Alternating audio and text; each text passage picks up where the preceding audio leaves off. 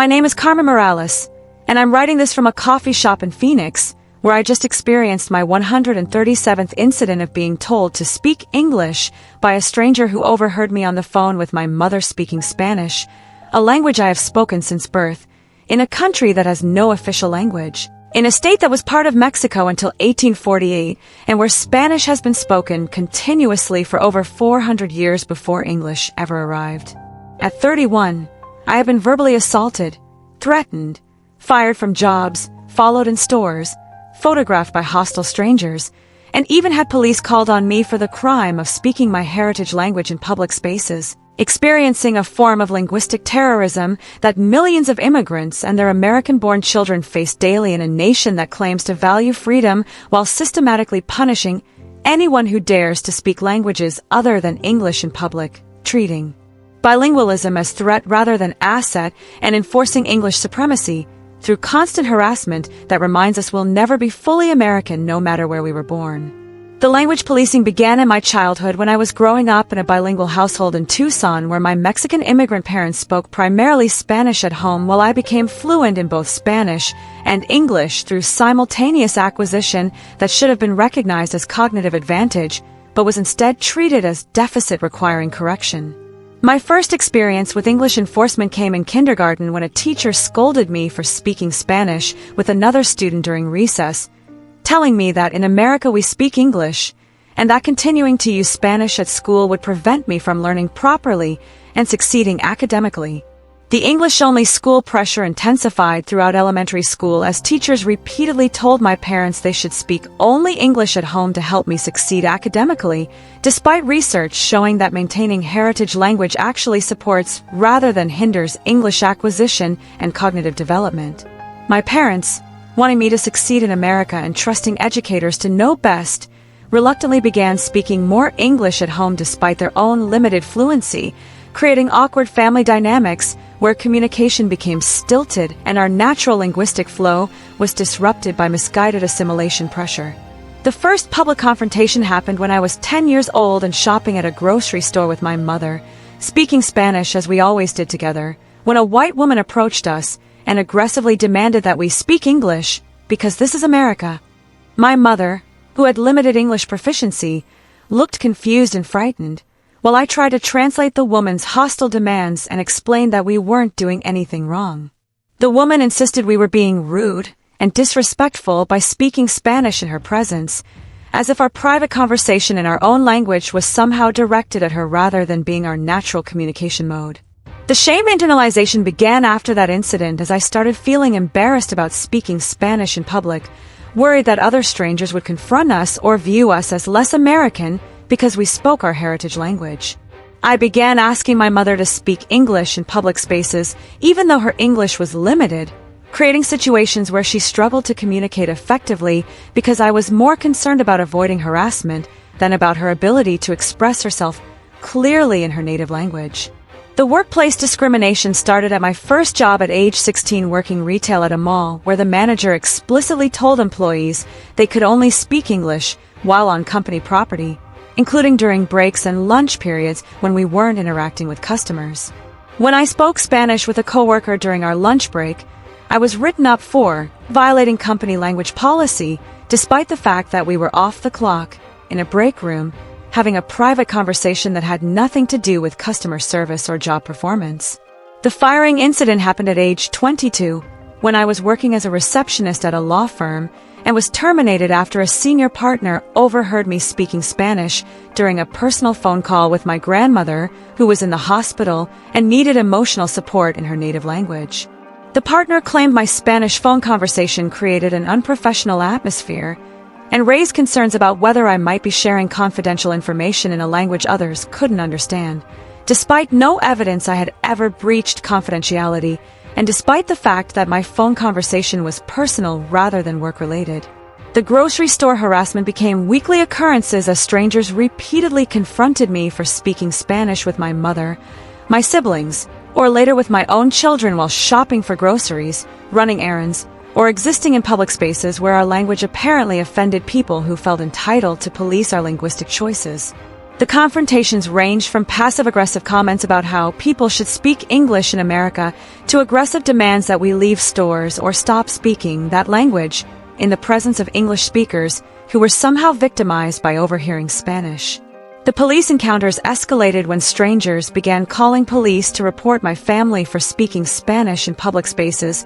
treating our language as suspicious activity warranting law enforcement intervention. One memorable incident occurred when we were speaking Spanish in a Target parking lot while loading groceries into our car, and police arrived to investigate a disturbance, based on a complaint from someone who felt threatened by hearing Spanish and wanted police to make us leave. The officers seemed embarrassed about responding to such an obviously non-criminal call, but still asked for our identification and questioned what we had been discussing, treating us as suspects simply for speaking our native language. The children's trauma began when my oldest daughter started elementary school and came home crying after being bullied by classmates who made fun of her for speaking Spanish with me at pickup, calling her illegal, and telling her to go back to Mexico despite being born in Phoenix and having never been to Mexico. The linguistic harassment extended beyond just criticism of her language to assumptions about her citizenship status, immigration status, and belonging in America based solely on her use of Spanish. The school prohibition happened when that same daughter was told by her teacher that she should try to speak only English at school to practice and improve, despite already being perfectly fluent in English and using Spanish only with Spanish-speaking friends during lunch and recess. The teacher's concern was explicitly about other students feeling excluded by Spanish conversations they couldn't understand, placing the burden of accommodation on my daughter rather than educating English-speaking students about linguistic diversity, or recognizing that private conversations in heritage languages were appropriate and protected. The family gathering conflict emerged during holiday celebrations when my Anglo in-laws would make passive-aggressive comments about our family speaking Spanish together, suggesting it was rude to speak languages that others in the room didn't understand, even though we were having separate conversations and not intentionally excluding anyone. The expectation was that we should speak only English whenever any English speakers were present, essentially requiring us to abandon our natural family communication patterns to accommodate their linguistic limitations while they made no effort to learn Spanish despite marrying into a bilingual family. The workplace retaliation happened at my current job when I was passed over for a promotion despite superior qualifications, and later discovered through informal conversations that my manager had concerns about my professionalism because I occasionally spoke Spanish with Spanish-speaking clients who were more comfortable communicating in their native language. Providing language-accessible service to clients was somehow viewed as less professional than forcing them to struggle through English conversations, revealing how Spanish was stigmatized even when it was functionally beneficial for business purposes. The restaurant incident was particularly humiliating when my family was eating at a casual dining restaurant speaking Spanish together, and another patron complained to the manager that our conversation was making other guests uncomfortable. The manager actually asked us to keep it down and suggested we might be more comfortable at a different kind of restaurant, essentially treating our Spanish conversation as disruptive despite being no louder than English conversations happening at neighboring tables. The message was clear. Spanish itself was the problem, not volume or any actual disruptive behavior. The medical emergency trauma occurred when my mother had a stroke, and I rushed to the emergency room to find her terrified and unable to communicate effectively with medical staff who spoke no Spanish and seemed annoyed by her lack of English proficiency. When I arrived and began translating, a nurse made a comment about how people who live in America should learn English, as if my mother's medical emergency was an appropriate time for xenophobic lectures about assimilation, and as if her 3 decades in America weren't legitimate enough without English fluency. The social media harassment escalated when videos of Spanish-speaking people being confronted in public began going viral, and I started documenting my own experiences of linguistic harassment by recording encounters on my phone. The videos I posted sparked both solidarity from other targets of language policing and additional harassment from English-only advocates who insisted that speaking Spanish in public was divisive, disrespectful, and un-American, despite America having no official language and a long history of multilingualism. The breaking point came when a stranger followed me through a parking lot after overhearing me speak Spanish on the phone, screamed that I should go back to Mexico if I wanted to speak Spanish, and physically threatened me when I tried to get into my car and drive away. The encounter was terrifying not just because of the immediate physical threat, but because it represented the cumulative trauma of hundreds of similar incidents throughout my life, where my language was treated as justification for harassment, discrimination, and violence. The police report I filed about the parking lot assault was met with dismissive responses from officers who suggested I should avoid speaking Spanish in public if it bothered people, and that I bore some responsibility for the confrontation by insisting on speaking a foreign language where others could hear it. The victim-blaming response from law enforcement revealed how deeply linguistic racism was embedded even in institutions supposedly responsible for protecting residents regardless of language. The therapy that began after the parking lot assault was with Dr. Elena Gutierrez, a bilingual Latina psychologist who understood that language policing was a form of racialized violence that created cumulative trauma affecting millions of Spanish speakers in the United States. She helped me understand that the constant harassment wasn't about communication difficulties or genuine misunderstanding, but was about xenophobia, racism, and the enforcement of white supremacy through linguistic dominance that positioned English as superior and all other languages as threatening or inappropriate. Language policing is linguistic terrorism that serves multiple oppressive purposes, Dr. Gutierrez explained during one of our sessions. It enforces assimilation by punishing visible markers of ethnic difference. It maintains white supremacy by positioning English as the only legitimate American language despite our country's multilingual history and absence of official language designation. It creates a hostile environment that reminds immigrants and their children that they'll never be fully accepted regardless of citizenship status or generational presence in America. And it traumatizes people through constant surveillance and harassment that makes basic activities like grocery shopping or speaking with family feel dangerous. She helped me understand that my internalized shame about speaking Spanish in public was a trauma response to years of harassment, that my children's reluctance to speak Spanish reflected their own developing trauma from linguistic policing, and that healing required both individual therapeutic work and collective resistance against linguistic oppression. The personal was indeed political when it came to language rights. The linguistic reclamation work involved deliberately and defiantly speaking Spanish in public spaces despite ongoing harassment, refusing to code switch to English to accommodate xenophobes who felt entitled to police my language,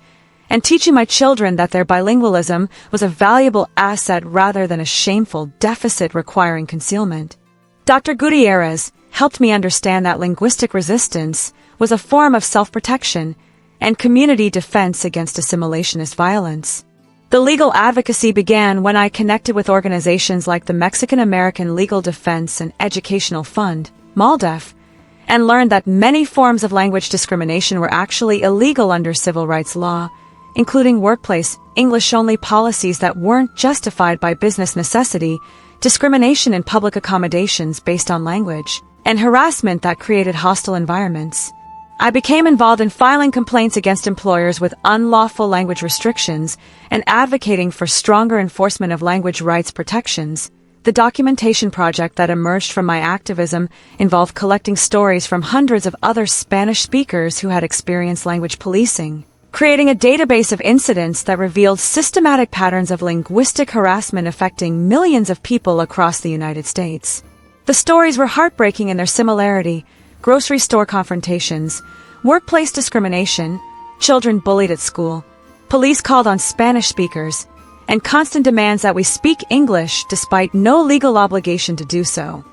The education campaign included creating resources explaining that the United States has no official language at the federal level, that speaking languages other than English is constitutionally protected speech, that many language restrictions in employment and public spaces are illegal, and that language diversity is an American tradition rather than a threat to national unity. The campaign challenged the English-only mythology that positioned multilingualism as un-American despite our country's long history of linguistic diversity. The community organizing work involved connecting Spanish speakers across Arizona to develop collective responses to language policing, including bystander intervention training for witnesses to linguistic harassment, Know Your Rights workshops about language protections under civil rights law, and mutual aid networks for people facing employment discrimination or other consequences for speaking Spanish. The collective organizing provided strength in numbers and reduced the isolation that made individual incidents feel like personal rather than political attacks. The school advocacy included pushing for bilingual education programs that valued Spanish maintenance rather than English-only immersion that treated heritage languages as obstacles to overcome, challenging disciplinary policies that punish students for speaking Spanish on school grounds, and educating teachers about the cognitive and cultural benefits of bilingualism rather than viewing it as deficit requiring remediation. The counter-narrative work involved publicly celebrating bilingualism and Spanish language through social media campaigns, cultural events, and visibility efforts that challenged English supremacy by centering Spanish as legitimate, valuable, and American. The campaigns used hashtags like #SpeakSpanishProudly and #BilingualAndProud to create community and resistance against linguistic oppression. The policy advocacy included working on legislation to strengthen language access protections in healthcare, government services, and employment, to prohibit discriminatory English-only policies that weren't justified by legitimate business purposes, and to create accountability mechanisms for institutions that violated language rights. The legislative work aimed to translate individual resistance into systematic protections. The intergenerational healing work involved difficult conversations with my parents about how English-only pressure had damaged our family's linguistic practices, acknowledging the trauma they experienced from discrimination while also processing my own anger about the Spanish suppression that had disconnected me from full fluency and cultural connection. We worked together to rebuild Spanish use in our family and to ensure my children would grow up with stronger heritage language skills and pride than I had. The mentorship relationships I developed focused on supporting younger Latinx people who were experiencing linguistic harassment and internalized shame about their Spanish use, helping them understand that language policing was racism rather than legitimate concern about communication, and empowering them to resist assimilation pressure while protecting their mental health from the trauma of constant harassment. Today, I work as a language rights advocate and consultant helping organizations develop truly multilingual rather than English-centric services, challenging discriminatory language policies, and educating about the legal and ethical obligations to provide language access. The work allows me to transform personal trauma into systematic advocacy. The Spanish Revitalization Project I coordinate helps heritage speakers reclaim linguistic fluency and pride after years of suppression and shame, providing classes, conversation groups, and cultural programming that center Spanish as valuable and legitimate rather than deficit requiring remediation. The project explicitly addresses the trauma of language policing and creates healing spaces for linguistic reclamation.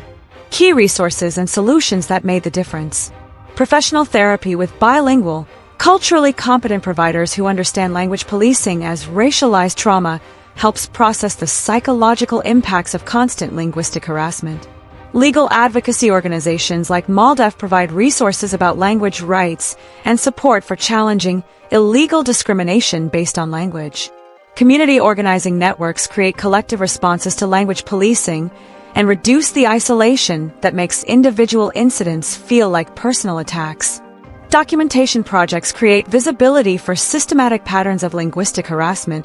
and support advocacy for stronger protections. Education campaigns challenge English-only mythology and inform people about language rights, the absence of official English designation, and the value of multilingualism. School advocacy work challenges English-only policies and promotes bilingual education that values heritage language maintenance. Policy advocacy pushes for stronger language access protections in healthcare, government, employment, and public accommodations. Intergenerational healing work addresses how language suppression affects families and creates opportunities for linguistic reclamation across generations. Today, when I'm told to speak English by xenophobic strangers, I respond in Spanish and inform them that the United States has no official language, that speaking Spanish is my constitutional right, and that their harassment is a problem rather than my language. I refuse to be shamed into silence or to allow linguistic terrorism to steal my heritage, my family's communication, or my children's bilingual identity. Speaking Spanish in America isn't disrespectful or un-American. It's exercising freedom in a multilingual nation that has always included Spanish speakers and always will, regardless of English-only advocates who mistake their xenophobia for patriotism.